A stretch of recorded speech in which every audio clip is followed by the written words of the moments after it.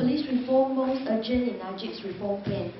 We, the undersigned civil society groups, urge Prime Minister Najib Tun Razak to make police reform one of the two most urgent tasks in his reform plan, alongside with the solution to the Perak constitutional crisis.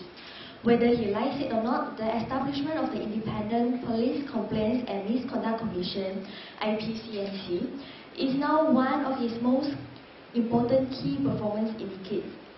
Recent events showing that the loyal Malaysian police has evolved into an anti-constitution, anti-human rights and completely partisan force is alarming.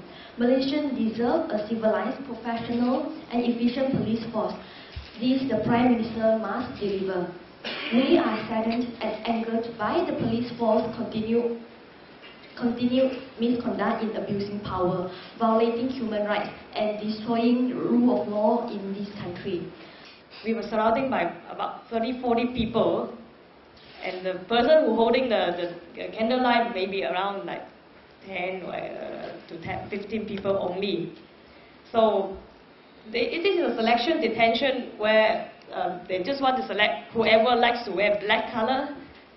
Selective. Even we have some members who detained, they were not wearing any black at all, were detained together. So even before we start at 8, 2 hours before we start, police already surrounding the building and start to investigate or questioning for some of the people, the young fellows who were wearing the black over there. So it's an intimidation has started 2 hours before. I was informed, and I thought it's like this is just a peaceful gathering with a petition to ask for the dissolution of the Perak State Assembly. So this is a bit too short, and I think the police have been too nervous on the public. But when we start doing the IO investigating officers report, they also refused me a lawyer. I keep asking. I said, no, I want to see my lawyer before I want to say anything. The police shouted at me, not really shouted, but lift up his voice and say that, no way, tak payah, ini cuma jawab sajalah, ini soalan apa masalah, jawab saja, tak ada masalah, saya janji, okey, tak ada masalah.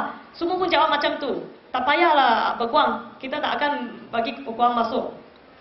So I was so shocked. It is an IO report. By law, by rights, we can ask the lawyer. And that's why I didn't answer any of the questions. I said, whatever you ask, I will explain by my lawyer, and I will explain it in the court if you're going to charge me.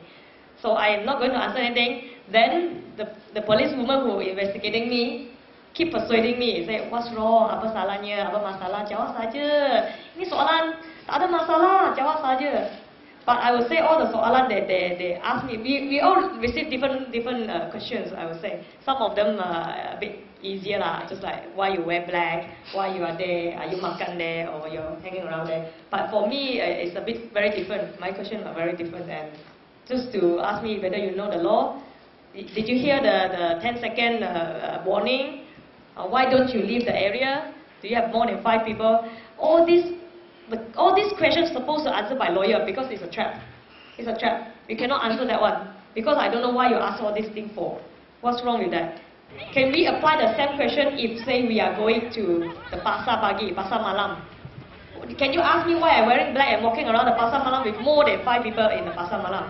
So where's the fair and justice? There's no fair and justice here. So anyhow, on behalf of DESI, I'm also very regret that I was also one of them who detained where I was in Perak on the 7th of May. Then I'm going to go back to Perak and sue the police chief in the next coming weeks. I'll get all the DESI members, Democratic Action Party Socialist Group, for your information. So we're going to sue the police in Perak first. If the police keep on insulting me here, I'm going to lodge another report, and I'm going to sue the police also. So I think there's no toleration for freedom and justice in the country. And I will continue to call upon our young fellow DESI member to do the candlelight vigil. There's nothing wrong for doing the candlelight vigil. This is a human right. If you deny our right to gather and light up the candle, it's just the same as you deny the right for me to choose to eat KFC. What's the difference? If today you think like you are not politician, you don't need to care about that, Tomorrow you think you are not DAP member or what percent member, you don't need to care about that. And next day, if they come to your house, we all arrested already. Nobody can help you. So please, come to our candlelight vigil, and Lata is going to hold a candlelight vigil tomorrow night, 8 o'clock. I wish to say that the priority of our Home Ministry and the police, they have gotten everything wrong. Their priority is actually to safeguard the interests of civilians in this nation, not to safeguard the interests of Barisan Nasional. All the people here with me are not criminals, so I cannot understand the passion of arresting them. And I wish the same enthusiasm to arrest people can be used on criminals. We are all very busy fighting crime in all our constituencies, and I don't see the same passion being applied in solving crime. And where we are in Subang Jaya, just recently we have a girl being raped for taking a cab. You have all heard about this news. I want to know what is the police doing.